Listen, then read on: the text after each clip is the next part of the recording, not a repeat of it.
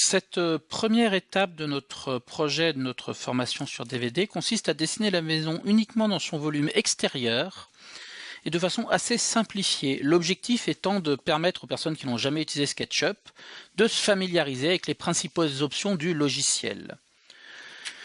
L'idée générale de SketchUp est toujours la même. Vous avez différents outils de dessin qui sont ici. Donc l'outil sélection classique qui est la petite flèche et par exemple l'outil rectangle ici. Je clique dessus.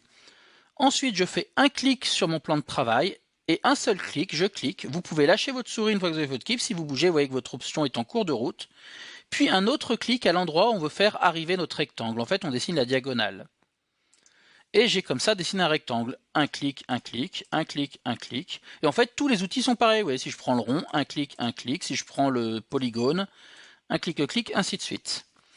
Une fois que vous avez fait ces formes, eh bien en général, on va les mettre en volume grâce à un autre outil qui est ici, qui est le pousser-tirer.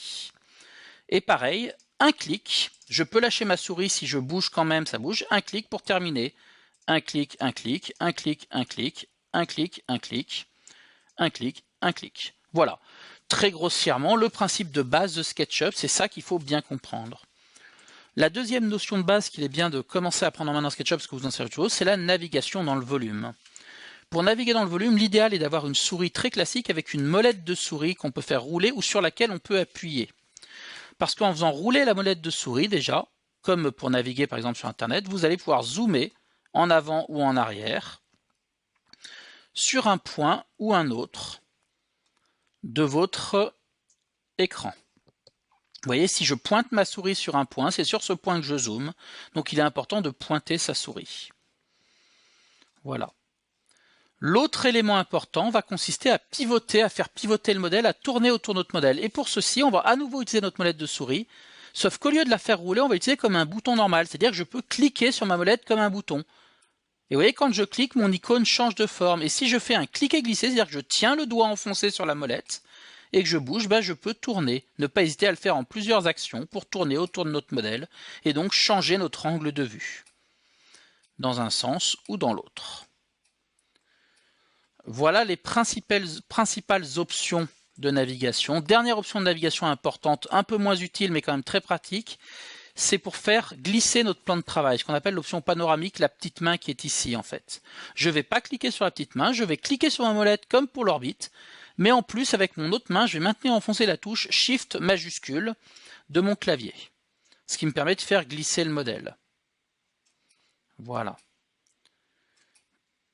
Ainsi, j'ai accès à toutes mes options de navigation, le zoom, l'orbite et le panoramique. Voilà, c'était une petite présentation rapide de la manipulation de base de SketchUp avant d'attaquer le dessin de la maison, ce qu'on va faire maintenant. Moi, je vous encourage à bien faire ces petites manipulations comme moi, quelques formes au début, si vous n'avez pas du tout l'habitude de SketchUp. Sinon, vous pouvez vraiment passer à la suite et commencer à dessiner la maison. Je vais annuler un petit peu tout ça avant de passer à la suite. Donc pour annuler, je peux appuyer sur le bouton qui est ici ou utiliser la touche sur PC CTRL plus Z, sur Mac la touche Option Pomme plus Z. Autant de fois que nécessaire. Voilà. Maintenant que les manipulations de base de SketchUp nous sont plus familières, j'espère que si elles ne l'étaient pas du tout avant, vous avez bien pris le temps de les pratiquer. Nous allons dessiner le volume de base de notre maison, notamment en saisissant des codes très précises. Je vous encourage donc à consulter régulièrement le petit plan PDF qu'on vous a fourni dans le DVD avec tous ces codes. Je citerai toujours les codes que je vais saisir, mais c'est quand même pratique de les avoir sous les yeux. Donc la première étape, c'est de nous poser un rectangle de base d'une largeur de 1055 cm et d'une profondeur de 765 cm. Comment je fais ? Je prends l'outil rectangle, je fais un clic pour démarrer mon rectangle, un clic pour le terminer, je lâche ma souris et je constate que en bas, en droite, j'ai les cotations qui apparaissent séparées par un point virgule. Eh bien, j'ai plus qu'à retaper sans toucher à ma souris les nouvelles cotations. Donc, je tape sur mon clavier 1055, point virgule, 765, largeur, profondeur, et je valide avec la touche Entrée. Mon rectangle a été redimensionné. Pour mettre ce rectangle en volume, pour le pousser-tirer, c'est pareil. Je prends l'outil pousser-tirer, je fais un clic sur la surface, je bouge un petit peu, je reclique, je lâche ma souris, je vois que j'ai une cote qui apparaît en bas, ici 310 cm. Moi, je veux mettre une hauteur de 3 mètres. Donc, je pourrais taper 300 cm ou alors, je tape 300 et je précise M pour dire 3 mètres. Et il comprendra très bien. J'hésite pas à revenir sur l'outil sélection quand j'ai fini. Souvenez-vous, vous pouvez tourner autour de votre modèle en appuyant sur la molette de souris et zoomer, bien entendu, ou en appuyant sur la suite et la majuscule pour faire panoramique. C'est toujours pratique de naviguer autour de son objet. L'étape suivante va consister à dessiner deux rectangles sur cette face-là et sur la face-là, de la même largeur que là, mais d'une hauteur de 13 cm pour marquer un peu la base de notre toit. Donc je vais prendre l'outil rectangle, dessiner un clic dans cet angle-là, un premier rectangle où je me préoccupe que de la largeur à l'œil. Vous voyez que ça s'accroche sur des points rouges ou bleus. Je clique et je lâche ma souris. Si je regarde en bas à droite, je vois 1055 cm, ça c'est bon, point virgule, 109 cm, ce qui ne me convient pas. Donc je vais taper point virgule 13 cm, 13 cm pour mettre une épaisseur précise. Et ça ne règle que la largeur. Et j'ai plus qu'à recommencer de l'autre côté. Donc j'utilise ma molette de souris en appuyant dessus pour tourner autour de mon modèle. Et je recommence. Un clic dans l'angle, je fais toute la largeur. Un clic, je vérifie ici que tout est bon. Et je tape point virgule 13 cm. Et je valide. Voilà pour l'épaisseur de pour ces deux éléments. Je vais pouvoir pousser-tirer tout ça pour commencer à mettre en place mon débord de toit. J'ai un débord qui dépasse de 50 cm. Donc je prends l'outil pousser-tirer. Précisément avec la pointe de ma flèche rouge, je vise mon rectangle, un clic, je bouge un petit peu ma souris, je reclique et je tape 50 et je valide. Je peux aller de l'autre côté, je pourrais recommencer ou alors en double-cliquant 2 fois de suite, 1, 2, je fais le même pousser-tirer. Donc j'aurais pu ressaisir, voilà, mon débord de toit est en place. La dernière étape, un peu plus complexe, va commencer à utiliser l'outil ligne et l'outil déplacer. L'outil ligne est ici, donc l'outil ligne est comme tous les autres, un clic je démarre une ligne, un clic je la finis, un clic, un clic, un clic, un clic, un clic, un clic, jusqu'à ce que je referme. Bon là je vais annuler parce que ça servait à rien.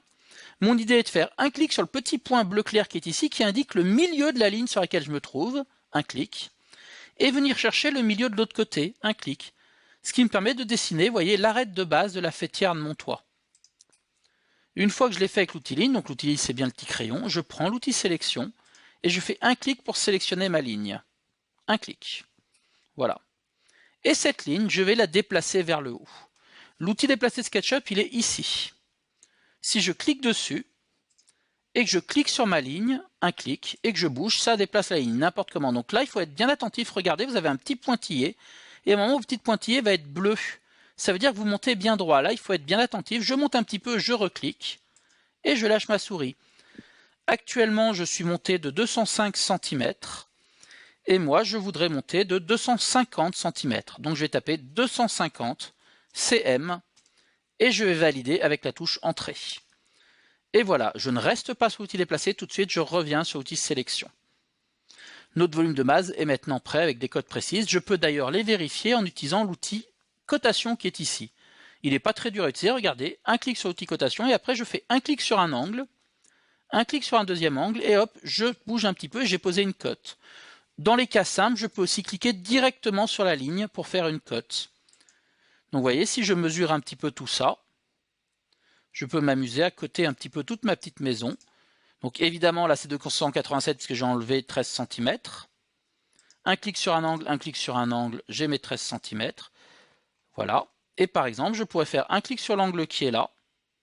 Un clic sur le sommet du toit pour vérifier la hauteur totale. 3 mètres plus 250, ça fait bien 550. Voilà, je peux vérifier que je ne me suis pas trompé dans mes cotations. Avec l'outil gomme qui est ici, je peux venir supprimer sans problème mes petites cotations en cliquant dessus. Voilà. En vérifiant mes cotations, j'ai réalisé que j'ai fait une petite erreur. Vous voyez, si je prends l'outil cotation là, et je fais un clic dans un angle, un clic dans l'autre et que je bouge un petit peu, je vois que je suis à une hauteur de 550, je voulais être à 650. Pas de panique, nous allons rattraper le coup. Je prends l'outil sélection, je sélectionne l'arête du toit, puis avec l'outil déplacer, je fais un clic sur mon arête de toit, je bouge un petit peu en suivant bien le pointillé bleu et je reclique. Et là, je tape 100, du coup ça corrige à 100 cm, ma cote est maintenant bonne. Avant de passer à la suite, juste un petit rappel sur l'outil de navigation. Donc le zoom en faisant rouler la molette de souris, vous connaissez bien en pensant bien à viser avec votre petite flèche. L'orbite, en appuyant sur la manette de souris et en faisant un clic et glisser sur votre manette de souris, vous pouvez tourner autour du modèle. Là encore, vous connaissez bien. Et un petit peu plus compliqué, en appuyant sur la manette de souris et en faisant la touche majuscule, vous pouvez faire glisser votre plan de travail. C'est ce qu'on appelle l'outil panoramique. Un petit complément par rapport à ces trois outils, c'est le bouton zoom étendu. Le zoom étendu, c'est le petit bouton qui est ici, qui permet d'un seul clic de revenir à un zoom qui englobe l'ensemble de votre modèle. Quelle que soit votre position, si vous êtes très très loin, ça va revenir à un zoom plus raisonnable. Voilà, vous voyez, quel que soit l'angle de vue, je vais pouvoir retrouver un zoom idéal par rapport à mon modèle. Donc c'est très pratique. Nous allons maintenant représenter la petite extension de maison que vous voyez représentée ici sur le plan. Vous voyez cette petite extension qui est ici. C'est pas un dessin si simple que ça à faire parce qu'il y a des parallèles, des codes précis, donc nous allons utiliser des guides de construction. Les guides de construction, c'est très très utile quand on démarre un projet dans SketchUp et on les crée grâce au petit outil mètre qui est en forme de mètre ruban logiquement. Je clique dessus. Comment marchent les guides? C'est simple, vous faites un clic sur une ligne et vous bougez et vous avez créé un guide parallèle à cette ligne. Un clic, un clic, un clic, un clic, un peu comme d'habitude dans SketchUp. Une remarque en plus, ne cliquez pas dans les angles. Si vous cliquez dans les angles, vous allez faire ce qu'on appelle des guides de points. Et les guides de points, ça n'est pas pareil et c'est pas très pratique. Nous ne nous en servirons pas. Donc, cliquez bien à l'intérieur d'une ligne. Donc là, je vais annuler mes guides, donc CTRL Z ou pomme Z si je suis sur Mac. Voilà. Et c'est parti. Je vous prie de m'excuser. Pour notre dessin. Donc nous avons ici les arêtes du toit qui représentent la direction qui nous intéresse. Je prends l'outil mètre ruban, un clic sur mon arête. J'ai maintenant un guide parallèle que je vais venir caler dans l'angle de la base du toit. Pareil de l'autre côté, un clic sur mon arête parallèle, puis je viens chercher l'angle de la base du toit. Je peux également mettre une cote précise comme on l'a fait pour tout le reste, comme pour les rectangles, comme pour les lignes. Un clic sur la base du toit, la base de ma maison, je vais vers le haut, je clique, j'ai la flèche bleue, ça me va bien, et je tape 5M. Je peux également par exemple mettre un guide ici, donc pour faire la largeur de mon extension, un clic là, je bouge vers la droite, je suis à la flèche verte, ça me va bien, je clique et je vais taper ce coup-ci 320 cm. Vous avez vu que des fois je mets des unités, des fois j'en mets même pas. C'est pas forcément indispensable de mettre l'unité. Qu'est-ce que je vais faire d'autre? Je vais cliquer ici à la base et monter à 220 cm. Donc par exemple là je vais taper 220 sans l'unité, comme l'unité de base est le centimètre, ça marchera très bien. Voilà, je vais mettre maintenant la pente du toit qui est ici. Donc qu'est-ce que je vais faire? Je viens rechercher soit le guide, soit la ligne du toit, un clic, et j'amène mon guide parallèle au croisement des deux guides précédents, un clic. Un tout petit peu plus compliqué, du moins en apparence, monter mon guide ici à la bonne hauteur. Parce que si je monte et que je tape par exemple 13 cm, je ne suis pas tout à fait sur la même épaisseur que ici. Parce qu'en fait 13 cm, ça n'est pas la perpendiculaire, c'est cette ligne ici. Donc je ne vais pas faire comme ça, je vais annuler. Je vais cliquer là et je vais l'obliger à monter de 13 cm sur l'axe bleu. Seulement là, il ne veut pas trouver le pointillé bleu. On n'y arrive pas. Donc comment est-ce que je fais? Je vais utiliser mon clavier. Avant d'avoir cliqué, je vais appuyer sur la flèche du haut de mon clavier qui va me bloquer automatiquement sur l'axe bleu. Vous voyez que j'ai maintenant le pointillé bleu qui me sert de référence. Et là, je tape 13 cm et je valide. Une fois que c'est fait, je vais rajouter un dernier guide ici en cliquant sur cette ligne que je vais placer sur le vert à 50 cm pour avoir vraiment le même débord de toit ici que ce que j'ai ici. Tous mes guides sont maintenant en place. Je vais aller m'en placer les mêmes de l'autre côté. Donc un clic ici, un clic dans l'angle, un clic ici, un clic dans l'angle. Ah, là, mon guide n'a pas démarré, je l'ai raté, donc je recommence. Un clic, je viens chercher mon angle. C'est pas la peine de s'acharner sur un guide qui part pas. Un clic ici à la base, et je clique ici et je tape mes 500. Comme ça, tout est prêt. Et j'ai plus qu'à prendre mon outil ligne et à repasser tous ces guides. Je prends l'outil ligne, un clic sur mon point de départ, je bouge un peu ma souris, un clic sur mon point d'arrivée, un clic sur mon point d'arrivée, et j'enchaîne comme ça très facilement mes lignes. Voilà, pareil de l'autre côté, je vais de l'autre côté, un petit peu plus de traits à faire naturellement, un clic sur le point de départ, je bouge un peu la souris, je clique, je bouge un peu la souris, je clique, je bouge un peu ma souris, je clique, et pareil ici, un clic sur mon point de départ, je bouge un peu ma souris, je clique, ainsi de suite, je clique, je clique. Vous avez vu que les guides sont aimantés, que ces petites croix rouges sont bien pratiques. Voilà. Une fois que c'est fini, il va falloir que je nettoie un peu certains bouts de trait, mais avec ces guides au milieu, ça ne devient pas très pratique. Je pourrais prendre la gomme et gommer mes guides un par un, mais ça risque d'être un peu long. Donc je vais plutôt aller dans le menu Modifier et choisir l'option Supprimer les guides, qui les nettoie tous d'un coup. Ce qui me permet de voir déjà que là j'ai oublié une ligne, donc je vais annuler et redessiner le bout de ligne que j'ai oublié. Un clic, voilà. Je refais édition, supprimer les guides.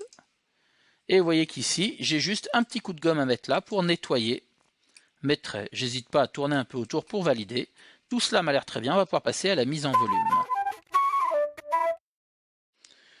Voilà, notre dessin de base, notre plan de façade finalement est en place. Donc nous allons pouvoir mettre tout ça en volume. Pour l'essentiel, des poussées tirées assez simples, mais quelques manipulations, notamment avec le déplacé, qui vont être un petit peu plus techniques, que nous allons essayer ensemble. Donc je vais travailler un peu mon angle de vue. Et pour commencer, je vais faire un premier poussé tiré ici, un clic, et je tape ma longueur de 400 cm, donc 400. Ensuite, je vais faire un clic sur mon toit. Vous avez vu que quand je clique et que je bouge, il s'arrête naturellement ici. C'est pas grave, je clique. Et après, je reclique, je rebouge et je tape mes 50 cm pour la largeur. Si vous regardez bien, vous verrez qu'ici, il y a un bout de trait en trop que je peux venir gommer. Si tout va bien, il n'y aura pas de défaut. Si je tourne un peu, je vois qu'il y a d'ailleurs un autre bout de trait ici à nettoyer. C'est souvent avec le poussé tiré qu'il faut faire un peu de nettoyage. Pareil ici, je prends mon poussé tiré, un clic et je tape mes 50 cm. Et de l'autre côté, pareil. Normalement, si je double-clique, sans taper la valeur, il devrait revenir exactement comme les 50, le dernier que j'ai fait. Très bien, les débords de toit sont pas mal. La dernière étape un petit peu plus complexe, c'est de représenter cette partie-là. En fait, si vous regardez sur le plan, vous voyez qu'ici c'est en pente, c'est penché, c'est une forme un peu classique dans les Alpes notamment, puisque le modèle vient d'une maison près de Chambéry. Donc nous allons représenter ça. D'abord, nous allons marquer ici la ligne de la base du toit. Une bonne solution, c'est tout simplement de recommencer comme tout à l'heure. Je prends l'outil guide, un clic ici, je bouge vers le haut, je clique et je tape 13 cm. Et après, avec l'outil ligne, je fais un clic. Pareil de l'autre côté. On aurait pu le faire en direct tout à l'heure, je trouve ça plus pratique dans ce sens-là. Un guide, hop, 13 cm. Et l'outil ligne, un clic. C'est pas la seule méthode qui fonctionne, mais celle-ci a l'avantage d'être assez facile et pratique. Avec l'outil gomme, je nettoie les guides qui ne m'intéressent pas. Dernière partie, ça va faire la pente du toit ici. Ça peut paraître compliqué, mais ça ne l'est pas tant que ça. Nous allons utiliser l'outil déplacer. La première chose est d'assurer que rien ne soit sélectionné. La bonne méthode, c'est quoi? Je prends l'outil sélection et je clique dans le vide pour tout désélectionner. Ensuite, je prends l'outil déplacer et avec un clic, je clique sur l'angle du toit en haut. Et vous allez voir qu'en cliquant, l'angle du toit va bouger naturellement sur l'axe rouge. Et je vais aller vers l'intérieur, recliquer et taper 50 cm pour ramener ma pente de toit. Voilà, je trouve que 50 cm c'est pas beaucoup. Je vais annuler et recommencer. Je vais mettre 1 mètre. C'est pas mal, ça me plaît bien. Je fais pareil de l'autre côté. Je prends l'outil déplacer, un clic sur l'angle de mon toit, je bouge un petit peu vers l'intérieur, je reclique et je tape 1 mètre. Voilà qui est pas mal, ça me plaît bien. Le volume de la maison commence à être typé, ça n'est plus n'importe quelle maison. Nous allons pouvoir passer à la suite. Ma foi, notre maison commence à avoir un peu de caractère. On va maintenant pouvoir rajouter les portes et les fenêtres, ce qui va nous permettre d'essayer une notion bien pratique dans SketchUp, les composants. Alors les composants, c'est très très utile et en plus, il y a un petit côté magique que personnellement j'aime beaucoup. Mais avant ça, on va se mettre quelques guides pour repérer le positionnement de nos fenêtres et de nos portes. Donc avec l'outil guide, le mètre ruban, on va commencer par placer un guide à 80 cm du sol pour l'allège. Un clic, je monte et je tape 90 cm. La hauteur de mes fenêtres sera de 135 cm, donc un clic, je vais vers le haut, 135 cm, et je fais pareil pour les autres faces. Par exemple ici, j'ai pas besoin de ressaisir les cotes, un clic et je viens attraper mes guides. Un clic, j'attrape mes guides. De ce côté-ci, par contre, il va falloir que je ressaisisse à nouveau. Un clic, je monte à 90, un clic, je vais à 135 cm. Voilà pour la hauteur de mes portes et de mes fenêtres. Je vais maintenant positionner quelques angles pour pouvoir les placer efficacement. Ici, elle sera à 140 cm de ce bord-là, donc un clic, je bouge un clic, 140.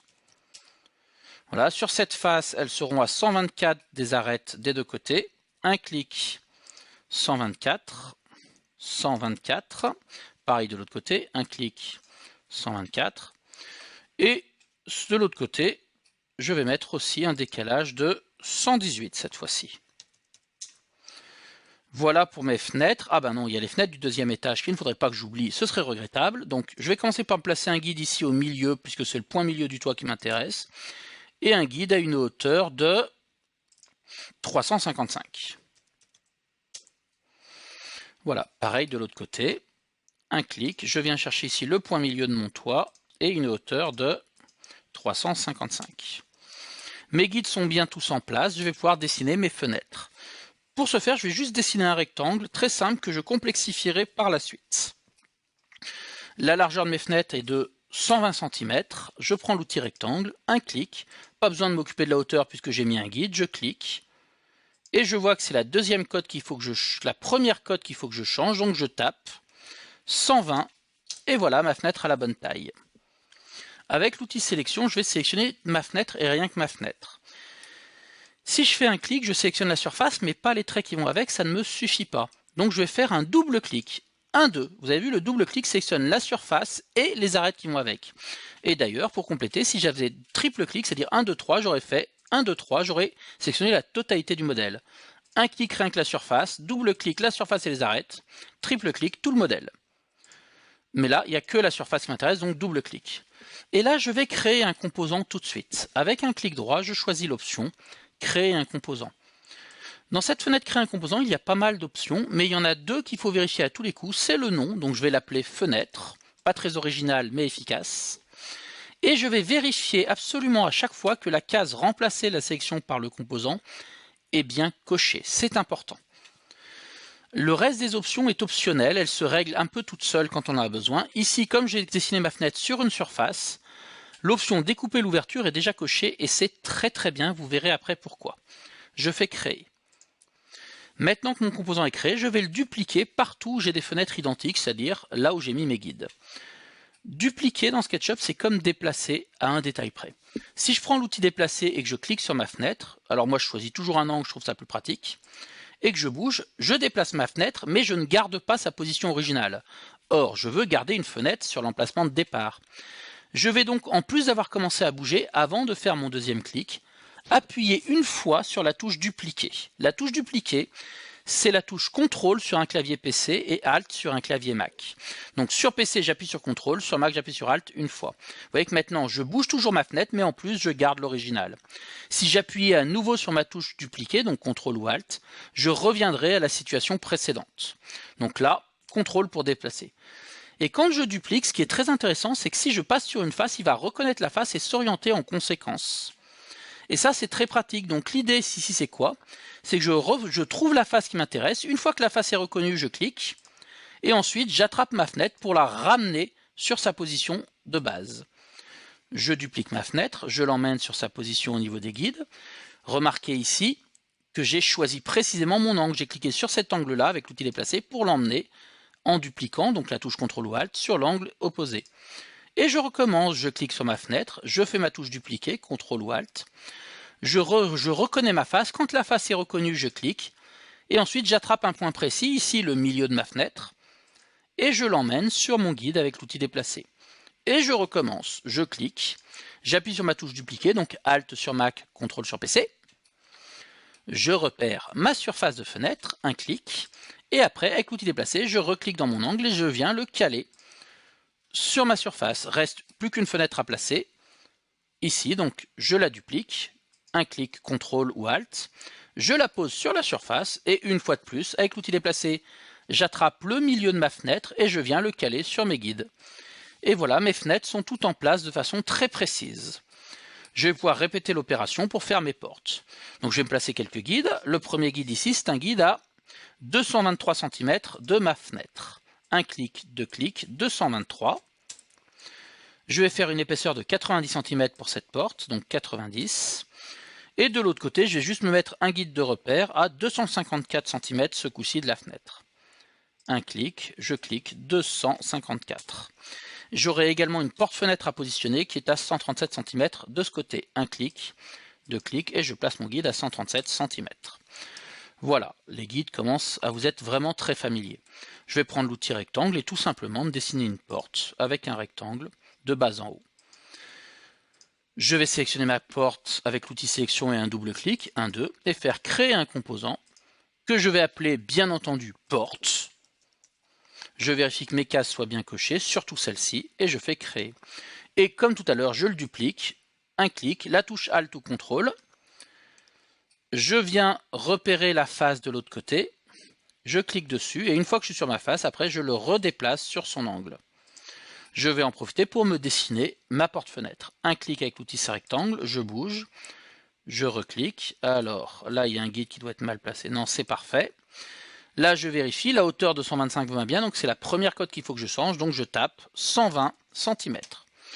Et par acquis de conscience, je vais faire un double clic sur ma porte-fenêtre et créer un composant porte, devinez quoi, fenêtre. La case est cochée, je fais créer.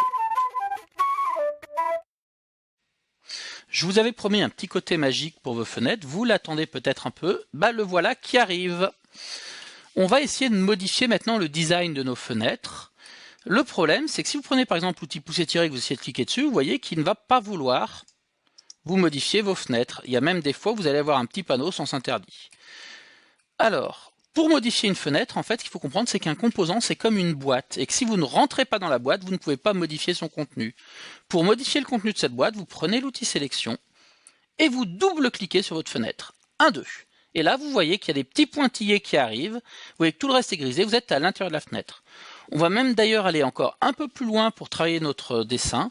On va aller dans le menu Afficher, et dans le menu Afficher, on va aller dans l'option Modification du composant et lui dire masquer le reste du modèle. Et hop, tout ce qui n'est pas le composant a disparu, ce qui est beaucoup plus pratique pour travailler. Je vais zoomer un peu dessus et on va venir faire un peu notre design. La première étape, c'est qu'on va donner un peu de profondeur à notre fenêtre. Donc on va prendre l'outil pousser-tirer et faire un pousser-tirer de 15 cm. On va supprimer la face qui est ici. Avec un clic droit, je fais effacer. Et si vous regardez bien, vous voyez que maintenant c'est tout bleu à l'intérieur. Et moi, je n'aime pas le côté bleu. Donc je vais sélectionner tout mon objet, outil sélection 1, 2, 3 clics. Et avec un clic droit, je vais inverser ma face. Hop là. C'est déjà mieux. Et maintenant, je vais faire un peu le cadre de ma fenêtre. Donc je vais d'abord lui mettre un cadre, puis je vais dessiner les deux battants à l'intérieur. Je vais prendre l'outil décalé, un clic. Et alors, l'outil décalé, je ne vous en ai pas encore parlé. L'outil décalé qui est ici, vous voyez, permet de décaler le tracé d'une surface vers l'intérieur ou vers l'extérieur. Je prends l'outil décalé, je clique sur ma surface, un clic, et je bouge vers l'intérieur ou vers l'extérieur. Vous voyez que ça me décale le tracé. Donc moi, je vais aller vers l'intérieur, recliquer et taper 5 cm. Ensuite, je vais prendre mon pouce-étiré et faire un petit pouce-étiré de 3 cm. Voilà qui est pas mal. Je vais maintenant dessiner rapidement le cadre, les volets, enfin les battants de ma fenêtre. Je prends l'outil rectangle, un clic dans l'angle qui est ici, je n'hésite pas à zoomer, point vert, et je vais venir repérer ici le petit point bleu clair en bas pour être bien au milieu. Et rebelote, je vais prendre mon outil décalé. Je prends l'outil décalé, un clic sur ma surface, je vais vers l'intérieur, je clique 5 cm, et si je double-clique sur l'autre, ça va refaire exactement le même décalage, 1, 2, ce qui est bien pratique. Et ce double-clic fonctionne aussi avec le pouce-étiré. Si je prends le pouce-étiré et que je double-clique ici, 1, 2, 1, 2, il fait le même pouce-étiré que tout à l'heure. Et si je ressors du composant, je prends l'outil sélection et je clique dans le vide, eh bien c'est là où arrive la magie. C'est que si vous tournez autour, toutes vos fenêtres ont été faites en même temps. Et là, vous commencez à gagner en efficacité et en vitesse de travail. C'est vraiment très pratique, les composants, quand on a un élément répétitif, comme une fenêtre. Eh bien, on ne va plus qu'à refaire la même manipulation pour nos portes. Je double-clique sur ma porte. Vous avez vu que le côté masqué est déjà activé. Je pourrais le désactiver en allant dans l'affichage, modification de composant et le décocher, mais je ne vois pas bien l'intérêt. Je prends le pouce-étiré. Je fais mon pouce-étiré de 15 cm. Je supprime la surface qui est là, effacer. Je sélectionne tout, j'inverse mes faces, ça sera plus joli. Et avec un petit pouce étiré, je vais commencer par mettre une épaisseur en bas pour faire une marche de 10 cm. Ensuite, je vais dessiner le cadre de ma porte. Alors, il y a une particularité à la porte, c'est que contrairement à la fenêtre, le cadre n'est pas en bas. Le cadre est que sur les parties horizontales et sur le sommet. Donc, comment est-ce que je vais faire ?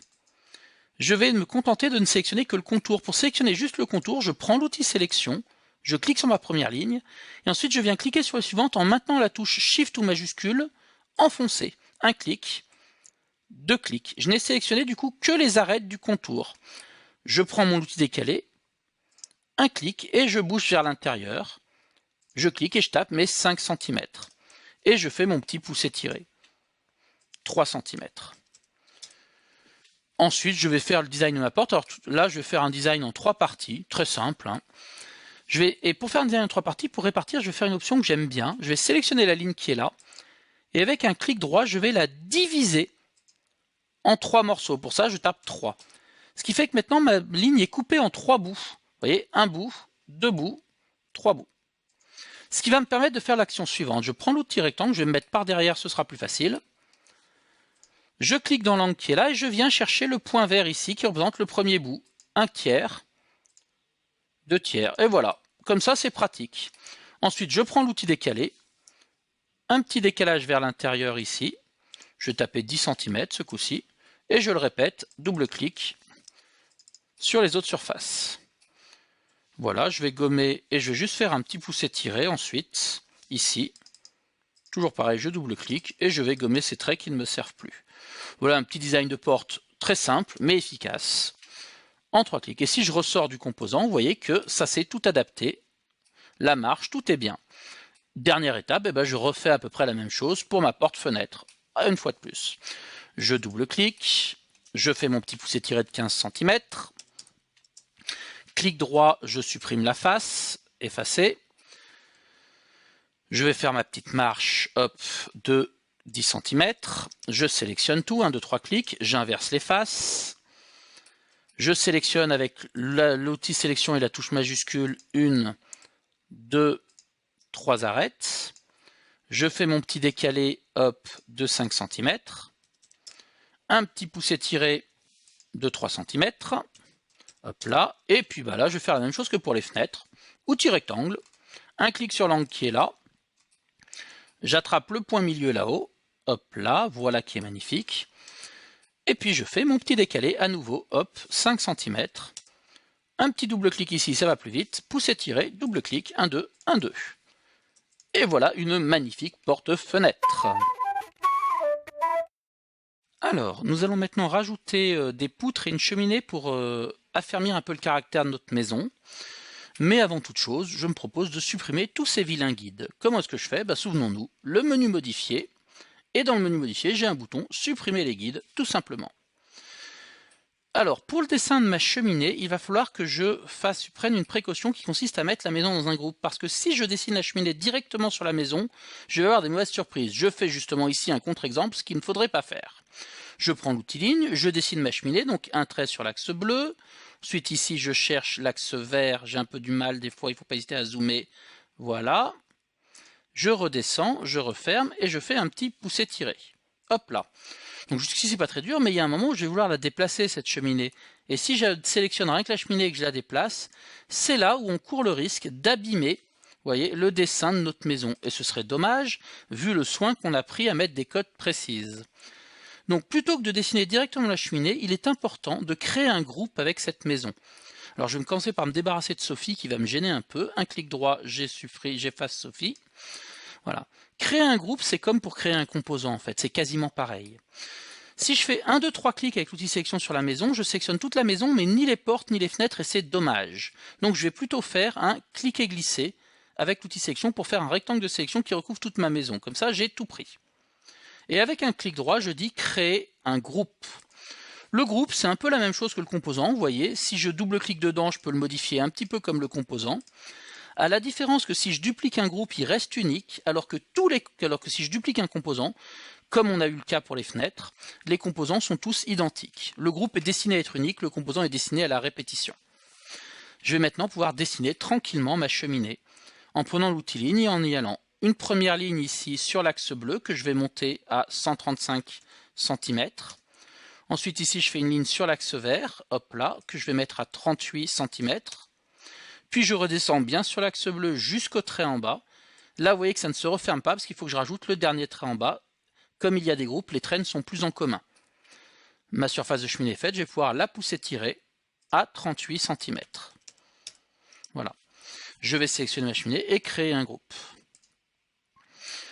L'intérêt, c'est que maintenant je peux déplacer ma cheminée comme je veux, elle n'a plus de risque de se mélanger avec le toit de la maison et donc de l'abîmer par inadvertance.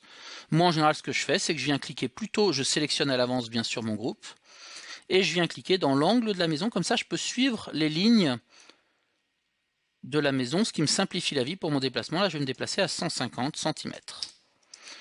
Voilà pour la cheminée. Après la cheminée, les poutres. Alors, je vais dessiner ma poutre. Je vais prendre l'outil rectangle et me dessiner un rectangle. Un clic, deux clics. Je vais lui donner une hauteur de 40 cm, point virgule, une largeur de 10 cm. Objet que je vais pousser tirer, là, sur l'alignement de mon toit. Je vais prendre l'outil sélection et avec 1, 2, 3 clics, je sélectionne ma poutre. Pas le reste, parce que le reste est isolé dans des groupes et des composants. Je vais faire un clic droit et maintenant il faut que je choisisse est-ce que je fais un groupe, est-ce que je fais un composant. Contrairement à la cheminée, la poutre va se répéter. Donc je vais plutôt choisir l'option créer un composant. Je choisis un nom à ma poutre, donc je vais l'appeler poutre A. Et je vérifie bien que remplacer la section par le composant est coché. Le reste n'est pas coché parce que je n'en ai pas l'utilité dans ce cas présent. Je crée ma poutre. Voilà. Je vais maintenant pouvoir la dupliquer de l'autre côté. Je prends l'outil déplacer. Un clic dans l'angle ici, la touche dupliquer, je me souviens bien, c'est CTRL si je suis sur PC, ALT si je suis sur Mac, et je viens la poser ici dans l'angle. Alors là, je vais faire une petite manipulation qui pour l'instant ne sert pas à grand chose, mais qui prendra toute sa valeur tout à l'heure. Avec un clic droit, je vais dire à cette poutre, retourner le long de l'axe vert. C'est-à-dire que j'ai mis ma poutre en symétrie par rapport à l'autre le long de l'axe vert. Pour l'instant, ça ne change rien parce que mes poutres sont parfaitement identiques. Mais regardez si je viens modifier l'une de mes poutres avec un rectangle et que je fais un petit dessin ici. Mon élément est maintenant en symétrie. Donc là, pour l'instant, ça ne sert pas à grand-chose, mais dans quelques minutes, ça va prendre toute sa valeur. L'étape suivante va être de dupliquer ma poutre pour faire les descentes de poutres ici et ici. Comment est-ce que je vais faire? Je vais commencer par positionner un guide. Je vais prendre l'outil guide, cliquer ici pour faire un guide, et ce guide, je vais venir voir quelle distance il parcourt si je clique ici. En fait, je n'ai pas cliqué, j'ai juste... Et là, je vois qu'il me dit que ça fait 213 cm. Comme ma poutre fait 40 cm de haut, je vais enlever 40 cm à cette distance. Je vais donc taper 173 cm. L'intérêt est que maintenant, si je duplique ma poutre de cet angle-là jusqu'à l'angle-là, je serai parfaitement aligné sur mon mur. Donc je sélectionne ma poutre. Je prends l'outil déplacer, j'appuie sur ma touche dupliquer, CTRL ou ALT, et je clique dans l'angle, et je viens chercher mon guide. Et là, je lâche ma souris. Pourquoi est-ce que je lâche ma souris? Parce que dès que j'ai fini ma duplication, je vais taper directement sur mon clavier, divisé par 3, barre oblique 3. Je valide avec Entrée, et regardez, hop, il a réparti mes copies équitablement le long de ma duplication. Il faut vraiment... C'est une option qui est très pratique. Eh bien, je vais recommencer de l'autre côté. Je prends l'élément, je le sélectionne, je prends l'outil déplacer, un clic dans mon angle en haut à droite, j'appuie sur la touche dupliquer, je viens me positionner sur le guide et tout de suite après mon clic, je tape divisé par 3. Et voilà mes poutres bien réparties. Le défaut, c'est le dessin qui est ici, nous en occuperons dans un troisième temps. Je vais gommer cet élément, le guide, qui ne me sert plus. Avant d'aller plus loin, je vais dupliquer ces poutres de l'autre côté. Je vais les sélectionner avec la touche majuscule enfoncée. 1, 2, 3, et voilà. Prendre l'outil déplacer, cliquer sur l'angle qui est là, appuyer sur la touche dupliquer et venir chercher l'angle qui correspond ici. Comme ça, mes poutres sont toutes en place. On va maintenant modifier ici le design de la poutre. La petite difficulté qui se pose à moi, c'est que si je viens modifier le design de cette poutre-là, par exemple que je fais un truc comme ça, là, c'est ce que je vais faire mais en plus précis, ça modifie le design de toutes mes poutres, y compris les deux poutres du sommet ici, qui ne doivent pas changer puisqu'elles elles sont déjà bien dessinées.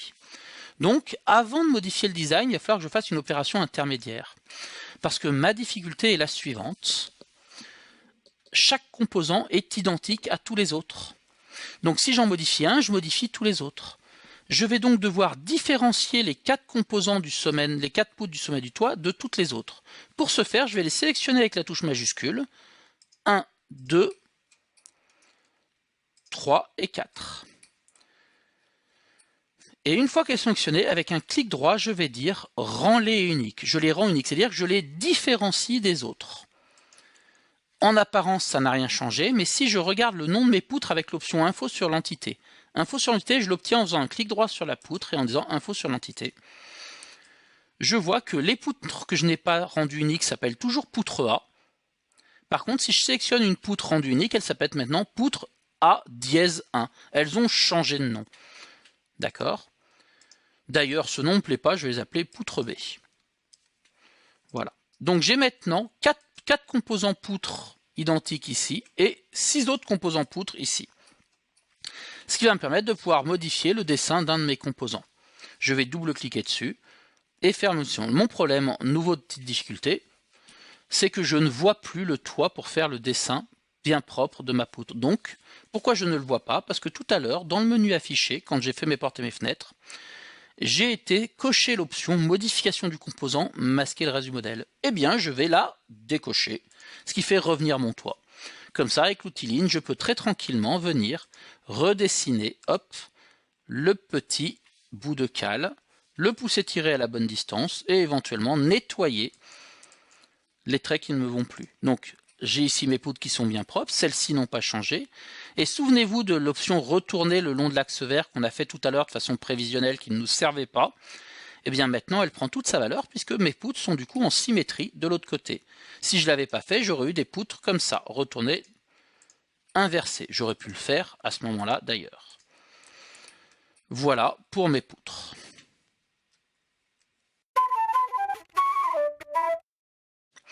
Le dessin de notre bâtiment, du moins pour le moment, est terminé. On va regarder un petit peu de plus près ce qu'on a fait. On a créé donc des volumes plus ou moins complexes. On a fait des groupes, des composants. Il y a d'ailleurs un moyen très pratique d'étudier la structure de notre élément. C'est une fenêtre dans le menu fenêtre qui s'appelle structure. La fenêtre structure, c'est intéressant. Vous voyez, elle vous affiche dans un texte l'ensemble des choses qu'on a dessinées. On retrouve la liste de nos composants poutres, vous voyez ici. D'ailleurs, on pourrait les sélectionner là, vous voyez, ça les sélectionne en direct sur ma scène. Je retrouve le groupe de ma cheminée qui est ici. Je peux même d'ailleurs, avec un clic droit, décider de modifier le nom pour l'appeler cheminée si j'en ai envie. Ça n'est absolument pas obligatoire. Et j'ai ici le groupe de la maison, à l'intérieur duquel, d'ailleurs, avec un petit plus, je peux voir qu'il y a d'autres éléments. D'ailleurs, je me rends compte maintenant que ce groupe de maison, c'est un peu dommage qu'il n'y ait pas la cheminée et les poutres à l'intérieur. Donc, qu'est-ce que je vais faire? Avec un clic droit, je vais éclater le groupe de ma maison et je vais tout sélectionner et recréer un groupe qui, cette fois, inclut les poutres et la cheminée. Voilà, c'est un peu faire et défaire, mais ça vaut le coup de ranger un peu les choses. Du coup, j'ai un groupe avec à l'intérieur toute ma structure. Voilà. Pour finaliser un peu ce dessin, on va rajouter un peu de couleur, parce que le noir et blanc, c'est bien, c'est même plutôt joli, mais un peu de couleur, c'est bien aussi. Dans SketchUp, l'outil qui sert à colorier les objets, c'est le pot de peinture qui est ici. Un clic dessus me fait apparaître la fenêtre des couleurs. Là, voilà. Ma fenêtre de matière. Donc, sur PC, la fenêtre de matière a cette allure, sur Mac, elle est un peu différente. Alors, sur PC, l'idée est simple, vous avez un menu déroulant dans lequel vous sélectionnez différentes bibliothèques. Par exemple, j'ai choisi la bibliothèque couverture pour trouver des tuiles. Et là, j'ai des tuiles en ardoise qui sont intéressantes. Si je mets un coup de pot de peinture direct, je vais tout peindre. Pourquoi? Parce que j'ai peint d'un seul coup la totalité de mon groupe. Donc si je veux peindre plus précisément, il faut que je prenne l'outil sélection et que je pense à double-cliquer pour venir modifier mon groupe et sélectionner les faces. Ce qui me permet maintenant de prendre mon pot de peinture et de peindre une par une les faces couleur tuile de mon toit. Voilà qui est pas mal. Hop là. Ensuite, je peux aller choisir dans une autre bibliothèque, par exemple la bibliothèque des couleurs Râle ou Pantone, que vous pouvez télécharger sur le site d'ADBO. Hop là. Je vais choisir une couleur Râle, tiens, par exemple celle-ci pour mes murs. Hop là, que je vais venir peindre tranquillement. Hop, comme ça. En maintenant la touche Alt sur Mac, CTRL sur PC enfoncé, je peux même peindre plusieurs faces d'un coup, mais là, j'en ai fait trop. Voilà. Je vais ensuite, pour finaliser la peinture ici, vous voyez, hop, je vais peindre ici en dessous, là. Et pour faire mes huisseries, je vais aller chercher une texture bois, par exemple, donc dans bois au début.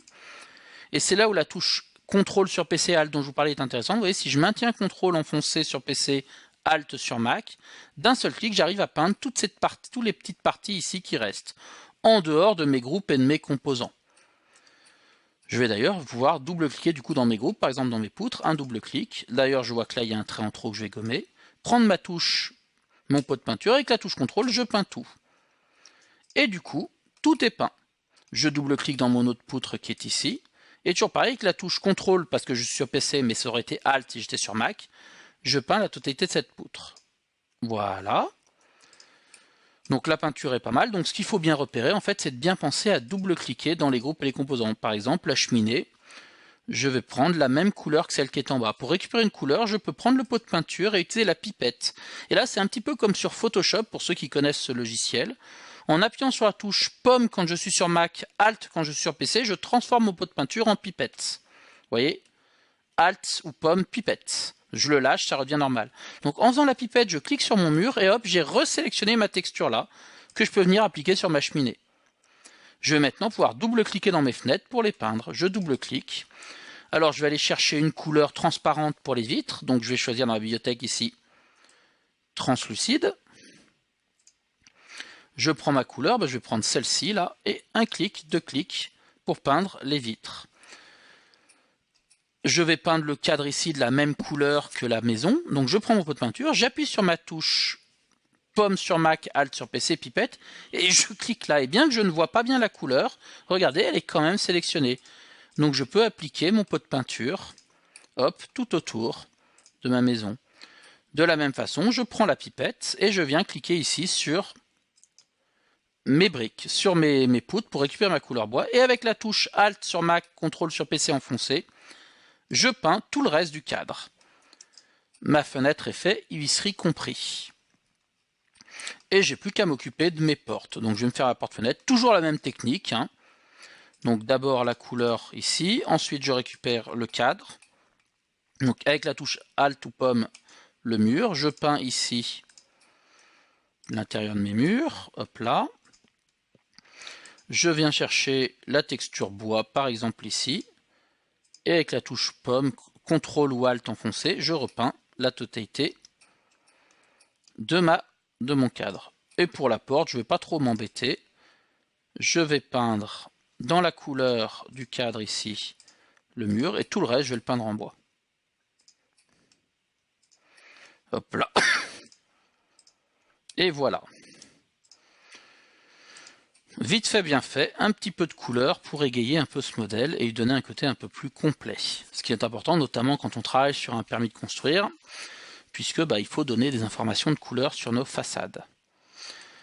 Qu'est-ce qu'il y a d'autre à dire là-dessus? Alors pour finir un peu sur la bibliothèque de matière, là on s'est contenté de prendre les couleurs un peu vives. Si vous voulez retrouver la liste des couleurs utilisées dans ce fichier, il suffit de cliquer sur la petite maison qui est ici. En cliquant sur la petite maison, vous voyez apparaître la liste de toutes les couleurs qu'on a utilisées dans ce fichier. Vous me direz, mais d'où viennent donc toutes ces petites couleurs, rouges, tout ça? Eh bien elles viennent du petit personnage de SketchUp qu'on avait au début, Sophie, qui avait ses propres couleurs, donc elles sont présentes ici aussi. Voilà un petit peu pour le travail de matière. Nous allons conclure un petit peu cette présentation de SketchUp là de base par un peu de mise en scène autour de notre maison. Donc on peut par exemple réutiliser les notions de base qu'on a déjà vues pour faire un petit bout de terrain autour. Donc en utilisant par exemple un maximum l'outil rectangle, hop là. Donc je fais des rectangles assez rapidement, hop, autour de ma maison. Hop là, voilà. Comme ça c'est pas mal. Hop, on va partir d'ici, ce sera plus facile. Voilà, c'est pas très précis, mais c'est pas très important là. Voilà. Je vais inverser les faces. Je vais redéfinir un peu mes zones. Par exemple, ici, je vais me faire un petit chemin d'accès à ma porte. Voilà, ici, je vais dire qu'il y a une zone différente. Du coup, je vais gommer un petit peu les traits qui sont là. Là, pareil, je gomme les traits. Et tiens, je vais prendre cet outil-là, arc de cercle, qu'on n'a pas essayé ensemble, mais qui est assez facile à utiliser. Vous faites un clic dessus, un clic sur un point. Vous allez chercher un autre point, un clic, et vous faites une courbe. Là pour faire une petite partie en arc de cercle, voilà, qui est pas mal. Ce terrain, je vais le peindre, donc je prends le pot de peinture, alors je vais désélectionner tout, choisir par exemple ici une couleur dans couvre-sol, prendre un style de sable ratissé très bien que je vais mettre ici. Ensuite je vais prendre un style par exemple gravier que je vais mettre sur mon chemin d'accès, voilà qui est pas mal. Je vais mettre le même gravier ici sur mon espace terrasse. Et puis je vais aller chercher par exemple dans végétation, une couleur d'herbe que je vais appliquer sur le reste de mon dessin. Tiens, d'ailleurs, je peux gommer le trait qui est là. Voilà, de façon assez rapide et très simple, un petit sol autour. Pour compléter un peu cette mise en scène, je vais rajouter quelques composants faits par d'autres personnes que moi que je vais récupérer dans des bibliothèques. Il y a plusieurs solutions pour récupérer ces composants. La première, c'est d'aller dans le menu Fenêtre, Composants. Fenêtre, Composants. Qui me donne accès déjà à une petite bibliothèque de composants qui sont fournis de base avec SketchUp. Il n'y en a pas énormément, ils sont amusants. Donc par exemple, je peux prendre cet arbre ici et venir le planter. Alors il est un peu trop grand, je le redimensionnerai après. Voilà, je vais en planter aux 3 angles de mon terrain. Hop là, donc je le trouvais un peu trop grand, donc je vais prendre un outil qui s'appelle l'outil mise à l'échelle. L'outil mise à l'échelle, il est juste là. Je sélectionne mon arbre, je prends mise à l'échelle. Là, j'ai plus ou moins de poignées qui apparaissent. J'attrape une des petites poignées vertes et je bouge pour changer un peu la taille. Ce composant est un peu particulier, c'est un composant dynamique, mais ça n'a pas une grande importance. Hop là. Voilà, donc je redimensionne un petit peu mes arbres. Comme ça, en plus, ils n'ont pas tous la même taille, c'est plutôt bien. Voilà pour les arbres. Qu'est-ce que j'ai d'autre dans le composant ici intéressant? Vous pourrez fouiller vous-même, il n'y en a pas énormément, mais bon, c'est déjà un débat. Tiens, voilà une petite table de jardin, très très bien. Donc je prends ma petite table haute, je viens la poser dans mon jardin. Hop là. Et alors un autre truc qui est assez intéressant avec les groupes et les composants, vous l'avez peut-être déjà remarqué, c'est quand je les survole avec l'outil déplacé, j'ai des petites croix rouges qui apparaissent. Et si je prends les croix rouges sur la face du sommet, je peux faire pivoter l'objet sur lui-même en cliquant dessus pour le réorienter rapidement, ce qui est très pratique. Voilà qui est pas mal. Autre solution, au lieu de prendre des composants de la bibliothèque, je peux aller en chercher sur Internet dans la banque de composants SketchUp qui est très importante. Et pour cela, il suffit de saisir une recherche dans la petite ligne de texte qui est ici, qui s'appelle banque d'images 3D. Je clique et par exemple, je vais taper un nom de voiture précis. Alors, je vais prendre, tiens, une Peugeot 208. Peugeot 208. Alors, pour ne pas faire de l'ombre aux concurrents, je vais citer 2 autres marques. Par exemple, la Renault Twingo et la Ford Focus. Voilà. Alors, si j'ai cherché un nom de voiture précis, ça n'est pas pour rien. C'est qu'une recherche sur Internet est souvent plus satisfaisante quand on est précis dans sa question. Vous voyez, là, j'ai des Peugeot 208 qui sortent. Je regarde un petit peu ce qu'ils me proposent. Tiens, cette bleue-là m'a l'air pas mal. Je fais un clic dessus. Il va me la charger depuis Internet. Et quand elle sera chargée, j'aurai plus qu'à cliquer une fois dans ma scène pour la poser. Donc, je viens là, j'attends de voir la voiture. Hop, et je clique sur mon sol. Un clic. Voilà. Et après, je peux redéplacer ma voiture. Je peux par exemple utiliser les petites croix rouges dont on a parlé il y a 5 minutes sur le sommet pour réorienter un peu mon véhicule et l'emmener ici. La qualité des composants qu'on télécharge sur SketchUp est très variable. Là, on a un composant qui est vraiment pas mal du tout, qui est lourd mais pas trop, et qui est plutôt bien modélisé, assez joliment en tout cas. Après, voilà, je connais pas par cœur la Peugeot 208, mais ça m'a l'air bien. Qu'est-ce que je pourrais télécharger d'autre? Tiens, je vais télécharger une boîte aux lettres. Allez, boîte aux lettres. Je valide ma recherche, il fait sa recherche sur Internet. Pouf, pouf, pouf, pouf, pouf. Allez, mon grand. Et voilà, plein de boîtes aux lettres. Alors, qu'est-ce qu'on a de pas mal? Tac, tac, tiens, celle-ci m'a l'air bien, la boîte aux lettres by Xexter. Je clique dessus. Elle se télécharge assez vite, elle est plus légère que la voiture. Et je viens la poser. Elle est pas mal, sauf qu'elle est quand même un petit peu trop grande. Donc je vais commencer par l'orienter comme il faut. Hop là, voilà. Et puis je vais prendre mon outil mise à l'échelle. J'ai cette fois-ci plus de poignées. Je prends une poignée d'angle. Et hop, je retravaille ma taille de boîte aux lettres. Du coup, elle est un peu trop basse. Donc je vais double-cliquer dedans avec l'outil sélection. Et c'est un composant comme ceux que j'ai créé moi-même. Donc je peux sélectionner la partie haute de ma boîte aux lettres. Et puis la redéplacer un petit peu vers le haut. Comme si j'avais dessiné ça tout seul. Voilà pour ma boîte aux lettres. Je pourrais rajouter plein d'autres détails, on va s'arrêter là. En plus des composants et de tout ça, il y a une autre solution intéressante pour la mise en scène, c'est ce qu'on appelle les ombres et les styles. Ce sont 2 points assez intéressants dans SketchUp. Dans SketchUp, en allant dans le menu Fenêtre, Ombres, je peux régler des ombres réalistes, en sachant que, de base, l'axe vert qui est ici indique le nord. En cliquant sur le petit bouton carré en haut à gauche, là, j'active les ombres du soleil, vous voyez, et après, j'ai plus qu'à jouer ici, sur le mois, ou sur la date, pour régler ou l'heure, pour régler la date et l'heure. Et vous avez plusieurs façons. En cliquant ici, vous retrouvez le secteur très pratique et très familier des utilisateurs d'Internet. Voilà, donc je choisis un ombrage qui me convient. Voilà, comme ça, c'est pas mal. Donc là, je suis à 14h18, le 9 décembre. Oui, c'est ça, le 9 septembre. C'est pas mal. Non, on est le 10 septembre en fait. C'est à l'anglaise là. Donc d'abord le mois, puis la date. Donc les ombres, bah voilà, c'est très pratique. Autre réglage intéressant ici, éclaircir et foncer, qui me permet de jouer un petit peu sur la teinte de mon ombrage, plus ou moins net, plus ou moins fort. Et c'est intéressant parce qu'en mettant très peu de foncé, on arrive à des couleurs beaucoup plus justes par rapport à ce qu'on a mis dans SketchUp que celles qui sont ombrées, du coup qui changent selon l'angle de vue. Voilà, une fois que l'ombre est bien, bah je valide, je vais faire ça. Et pour finir, nous allons régler un petit style, option très intéressante dans SketchUp, la possibilité de voir notre fichier avec un rendu différent. Pour cela, je vais à nouveau dans le menu fenêtre et j'active la fenêtre des styles. Alors des styles pour SketchUp, il y en a plein.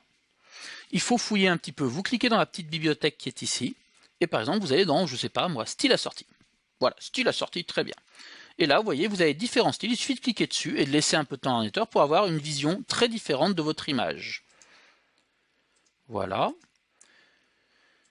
Dans le même genre aussi, bah par exemple, si je retourne dans style par défaut, je retrouve les styles de base, on peut faire très simple. Vous avez aussi la possibilité de choisir des styles, par exemple dans arrête de croquis. Voilà, là encore, des styles très graphiques. Moi, je vais prendre peut-être celui-ci, fil de fer. Fil de fer, il est pas mal, j'aime bien. Le défaut de ce style fil de fer, même s'il me plaît bien, notamment avec les ombres, c'est qu'il n'y a plus de couleurs. Et c'est là où cette barre d'outils avec des cubes que je vous ai montré tout à l'heure devient très intéressante. Pourquoi elle est intéressante? Parce qu'elle va nous permettre de retoucher nos styles. Par exemple, là je suis sur le style ligne cachée, c'est-à-dire avec les faces blanches et les lignes visibles. Et bien là j'ai un style, par exemple, ombre avec texture qui est avec la couleur. En cliquant dessus, hop, je retrouve la couleur. Ce qui fait que j'ai maintenant une petite image plutôt sympathique. Je peux travailler un peu mon angle de vue, voilà, qui présente un peu ma maison. Mon modèle SketchUp avec un style plus graphique, qui n'est pas désagréable. Voilà, bah écoutez, je trouve que le résultat est pas mal. Dans la suite du DVD, nous allons travailler de façon plus développée le design de la maison, notamment en se préoccupant aussi de la partie intérieure, en travaillant un peu plus avec des composants plus complexes, en mettant un terrain plus complet, ainsi de suite.